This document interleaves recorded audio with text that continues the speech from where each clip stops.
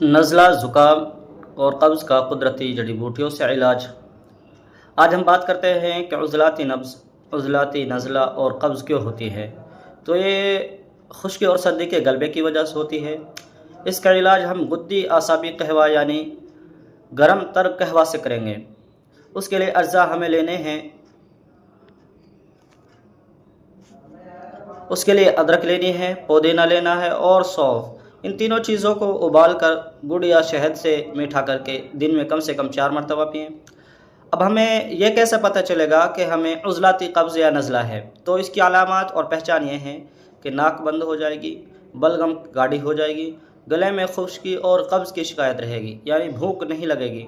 السلام علیکم ورحمۃ اللہ وبرکاتہ۔ ویڈیو کو زیادہ سے زیادہ شیئر کر دیں، لائک اینڈ کمنٹ کریں، اور اگر آپ کو کوئی بیماری لاحق ہے تو ہمارے نمبر پر کانٹیکٹ کر سکتے ہیں۔ السلام علیکم ورحمۃ اللہ وبرکاتہ۔